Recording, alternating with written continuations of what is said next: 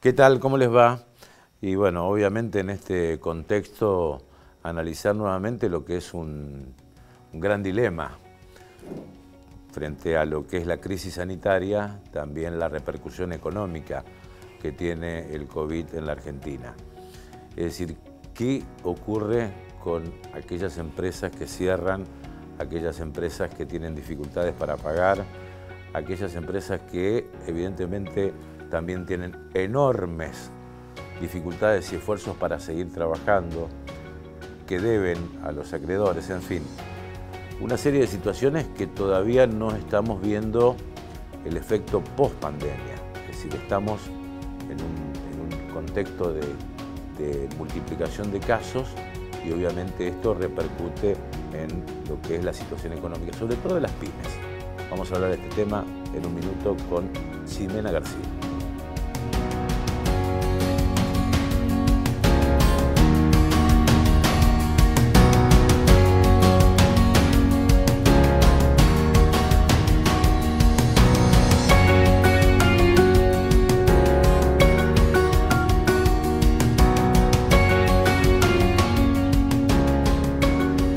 Bien, como habíamos dicho en la introducción, bueno, el efecto pandemia y pospandemia, un efecto que todavía no conocemos, afecta, bueno, en una de las puntas de este dilema entre la salud y la economía, y fundamentalmente de la pequeña y mediana empresa, que es más del 90%, por ejemplo, en la provincia de Santa Fe, que tiene enormes dificultades para pagar, que, bueno, que algunas cerraron, que otras están en proceso de quiebra. Bueno, sabemos que la diputada nacional, Ximena García, estuvo, bueno, trabajando en este tema. En parte tenemos entendido que lo toma el gobierno, pero Ximena, antes que nada saludarte y contanos qué oxígeno se le puede dar a este tipo de empresas que, bueno, forman parte de un gran número de emprendedores y de empresarios de Santa Fe que están esperando algún tipo de respuesta. Bueno, Willy, ¿qué tal? Un gusto estar hablando con vos. La verdad es que la situación económica es muy preocupante. Como muy bien decías, el 90% de las empresas de la Argentina son MIPYMES, es decir, micro, pequeñas y medianas empresas.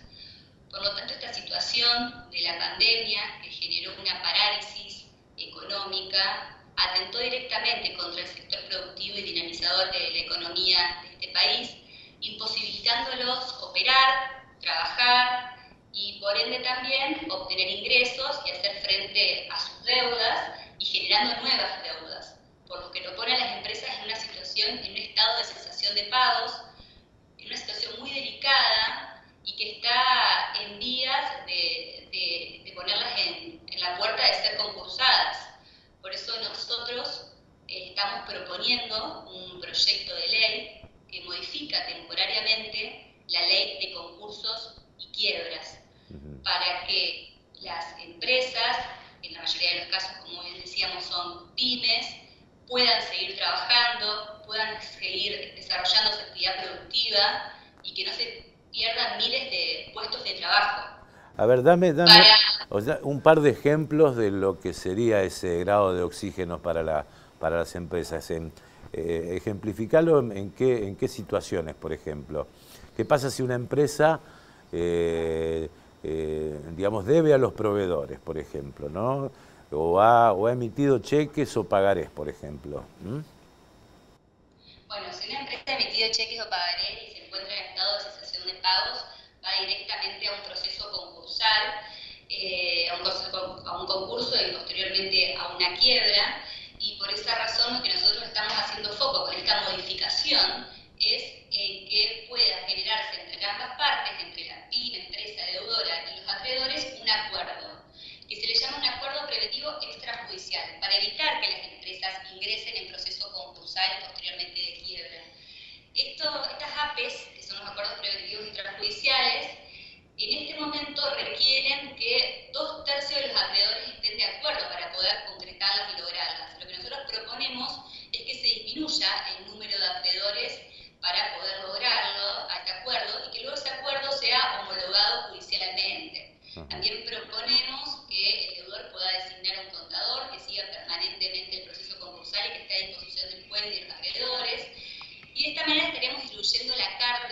carga económica entre el deudor y el acreedor, entendiendo que estamos viviendo una circunstancia extraordinaria y que de esta manera se podrían hacer frente a las deudas, en donde los acreedores sean satisfechos de sus créditos y los deudores no tengan que entrar en concurso, que en muchos casos sabemos que las empresas que son concursadas no logran acuerdos con los acreedores, se terminan ejecutando los bienes y terminan cerrando sus puertas. Ahora, Ximena, esto supone, digamos, la presencia de algún, vos decís, bueno, esto se maneja extrajudicialmente. ¿Esto supone la presencia de algún tipo de mediador entre las partes, entre el que debe y el que tiene que cobrar? Necesita, o sea, ¿cómo se ejecutaría en la práctica esto?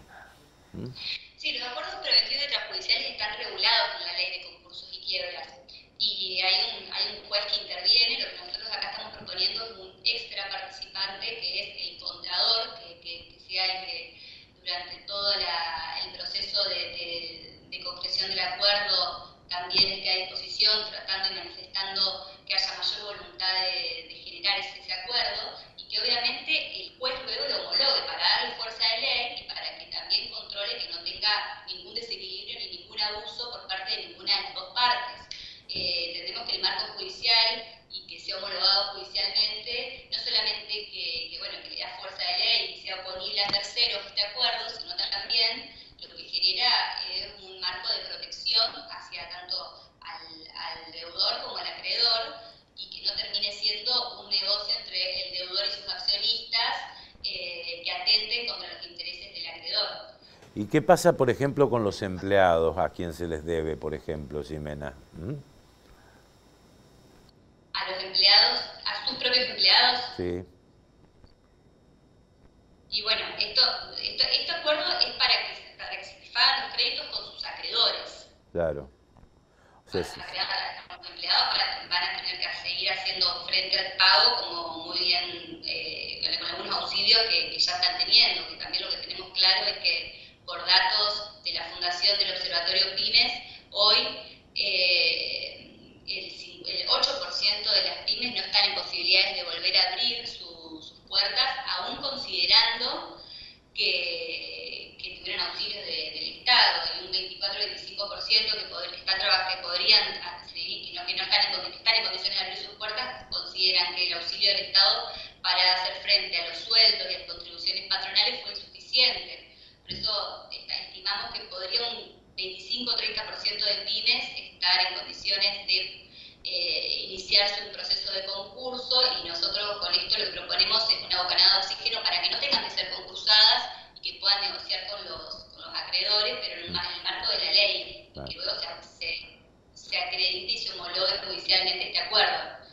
Hablando de este tema, bueno, aquí se ve una solución que tiene que ver con los titulares de las empresas, con los acreedores, en fin, todo lo que proponés como como decís, una bocanada de oxígeno. Pero ¿qué pensás, por ejemplo, de lo que el gobierno ve como solución en la intervención de una empresa como Vicentín, por ejemplo, ¿no? De la intervención y el futuro proyecto, o mejor dicho, el proyecto que ustedes van a tener que tratar de expropiación del Grupo Vicentín? ¿Ustedes cómo lo están viendo? Sí, la verdad que es una señal absolutamente negativa para nosotros. La intención del gobierno de expropiar al Grupo Vicentín denota intenciones de fondo de perpetrar un modelo de país económico, institucional, político, que nos pone realmente en situación de alerta. Vicentín es una empresa familiar con más de 90 años, que por supuesto entra en estado de cesación de pagos, y no quiero detenerme en si ha incurrido en irregularidades en el manejo de sus finanzas, eso lo tendrá que determinar la justicia. Y en diciembre del año pasado presentó una APE, un acuerdo preventivo extrajudicial, el cual no lo logró concretar.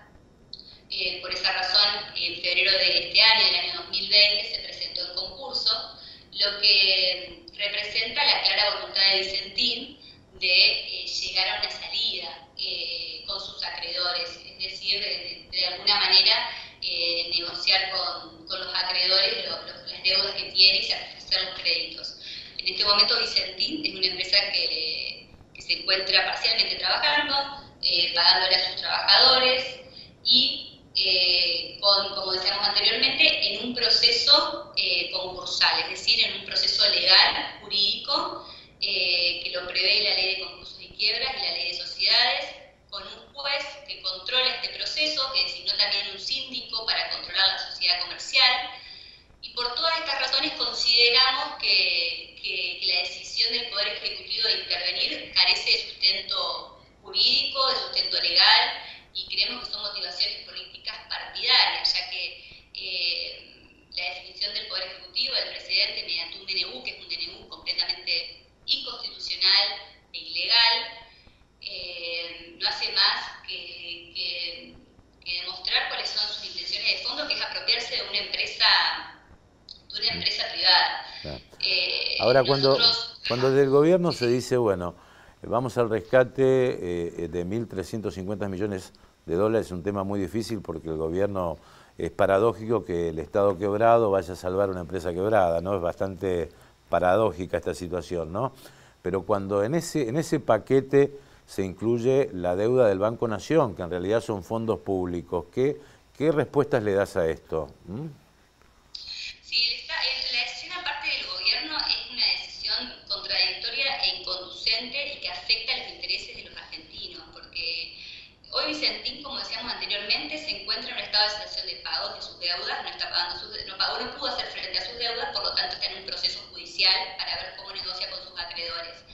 Ahora, Vicentín es una empresa que tiene una deuda millonaria en dólares y el Estado, a través de esta decisión de la expropiación y de querer agonearse en que Vicentín sea una empresa pública, está haciéndonos a todos los argentinos y las argentinas codeudores de las deudas que tiene Vicentín. Ya vimos también en el caso de YPF que no son los mejores ejemplos cuando el Estado se queda con una empresa como YPF, que hoy, por lo menos las últimas noticias que hemos tenido, por la expropiación de YPF, el Estado argentino va a tener que pagar 9.000 millones de dólares. Y que YPF en este momento cotiza en bolsa en mucho menos valor que cuando se la compró. No son las mejores experiencias y las mejores decisiones que el gobierno nacional se quede con una empresa, en este caso que es una empresa privada, que siempre fue una empresa privada y que tiene una deuda millonaria. No hay dudas que constitucionalmente está permitida la expropiación por utilidad pública, tiene que ser dictaminado por un proyecto de ley. El proyecto de ley todavía no lo vimos, en el Congreso no ha ingresado, pero sí lo que podemos decir es que el DNU que emitió el presidente es un DNU ilegal porque directamente desconoce el principio del sistema federal, desconoce las funciones y las atribuciones que tiene el Poder Ejecutivo, avanza sobre atribuciones judiciales, es decir, atenta contra el Poder Judicial, atenta contra el Poder Judicial Provincial de la provincia de Santa Fe, ya que hay un juez del concurso que está llevando a cabo el proceso concursal, por lo que atenta contra el principio federalista, contra el principio republicano del país, contra la justicia, el Congreso, las leyes nacionales, en este caso la Ley de Concursos y Quiebras, y contra la Constitución Nacional. Así que consideramos que es de una gravedad enorme la definición del Gobierno Nacional y nos pone a todos nosotros en una situación de mucha alerta, muy delicada, y por esa razón presentamos una denuncia penal al presidente y a los funcionarios que fueron firmantes de este DNU por considerar que incurrieron en una figura delictiva de abuso de autoridad que está consagrada en el artículo 248 del Código Penal y que también viola la Constitución Nacional en varios de sus artículos, entre ellos el 109, entre ellos el principio republicano, federal y el artículo 17 de la propiedad privada y de la libertad de asociación. Ximena, gracias por estos minutos, muy amable, gracias por atendernos. Muchísimas gracias, un gusto. Bueno, Ximena García, bueno, enseguida pausa, enseguida seguimos.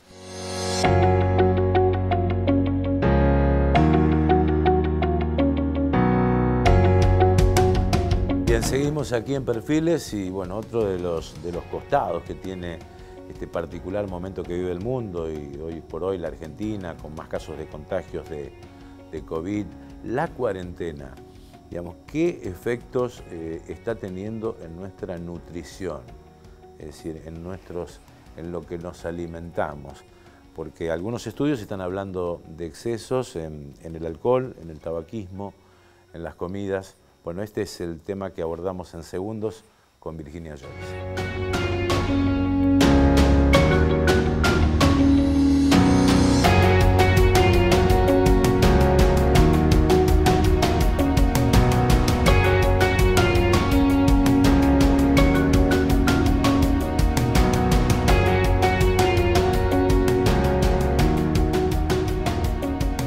Bien, como habíamos dicho hace un ratito en la introducción, bueno, la cuarentena nos ha dejado, mejor dicho, no sé si llamarlo descontroles, alteraciones en nuestra nutrición, en nuestras costumbres.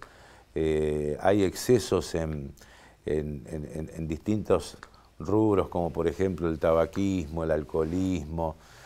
Por eso decíamos que íbamos a hablar un ratito con Virginia Joyce. Virgi, ¿cómo te va? ¿Qué tal, Guillermo? Muy bien. Bien, bien, bien. ¿Nos hemos desarreglado en nuestra vida con esta cuarentena? Sí, nos hemos desarreglado en varios aspectos. Hay registros muy interesantes que están empezando a visibilizarse, que tienen que ver con la comida, con el consumo de alcohol, con el aumento del consumo del tabaco, y te tomé nota de algunos datos, ¿no? A ver. Bueno, hemos hablado esto de que más de la mitad de la población que se ha encuestado en distintos relevamientos menciona haber aumentado de peso. Que esto es un hecho no minimizable, porque para que uno se dé cuenta que subió de peso, realmente tiene que ser no un kilito, que es lo que a veces uno está reteniendo de líquido, es porque ya son 3, 4. En la consulta, mucha gente te dice, han aumentado 5, 6, 7 kilos, lo cual es impresionante porque el lapso ha sido, ¿cuánto? 60, 80 días. Y tomé referencia a algunos datos que te van a gustar. Por ejemplo, más de la mitad de los fumadores dice que le es imposible abandonar el cigarrillo en la cuarentena. ¿Sí? Esto es parte de la Asociación Argentina de Tabacología. El 20% dice que fuma más y la mitad de la población referencia que duerme peor. Entonces, cuando empezamos a decir, bueno, nos movemos menos, que también hay varias encuestas que dicen que el 50% de la población dice que se mueve menos, si bien hay un grupo que está contando que descubrió en la virtualidad opciones de moverse, la gente en general se mueve menos, come más y come desordenadamente en lo que es picoteo, ¿sí? Fuma más y también toma más alcohol. Bueno, a ver, es una cuestión de ansiedad, de encierro. ¿Cómo relacionás este descontrol, digamos, con lo psicológico de cada uno? Es decir, te voy a traducir la pregunta, ¿puede uno llegar a controlar estos temas? Yo te diría que todo esto es muy nuevo y que ninguno de nosotros sabe un poco por dónde abrazarlo. Lo que te puedo decir es que en esto que ha surgido de la virtualidad y que uno ha traducido la consulta a gente de distintos lados del país, que bueno, eso es algo bueno de la cuarentena, la gente dice que está angustiada y como la comida siempre es un espacio de confort, come más porque también se acuesta más tarde, hay mucha serie, mucha plataforma de películas y demás que hacen. Yo el otro día hablaba con alguien que me contaba que se estaba acostando a las 4 de la mañana, cosa que nunca hizo antes. Entonces esto te empieza a alterar también los ritmos circadianos que tienen que ver con estos espacios de vigilia, de sueño, y todo se empieza a desordenar porque hemos perdido en cierto modo la rutina. Sí. Yo te diría que para esto que es un poco novedad, lo que más vemos es esto, el no saber qué hacer con el tiempo ocioso. Hay mucha gente que no estaba en su casa, que de pronto está. El no saber cómo manejar la angustia, que yo también, no sé vos, pero yo también, bueno, hablamos un poco ayer, ¿no? Todas estas cosas que uno transita, de extrañar. Yo extraño mucho abrazar a mis amigos, por ejemplo. Y no sé si la ansiedad es lo único que nos pasa. Creo que también no sabemos qué hacer con tanta disponibilidad, con esto de compras masivas, que mucha gente te dice va al supermercado y un poco estoquea, entonces tiene demasiada comida a mano. Es como un fenómeno complejo lo que estamos viendo. Sí.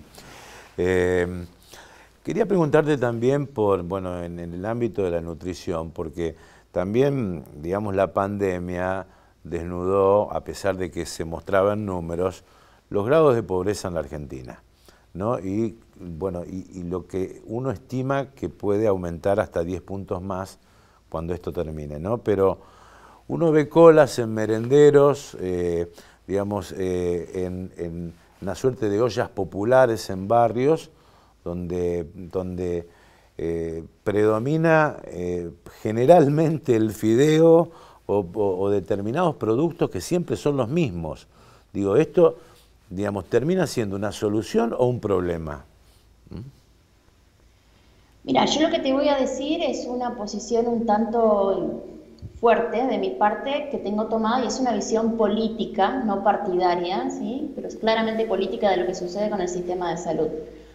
Son sistemas para perpetuar la pobreza.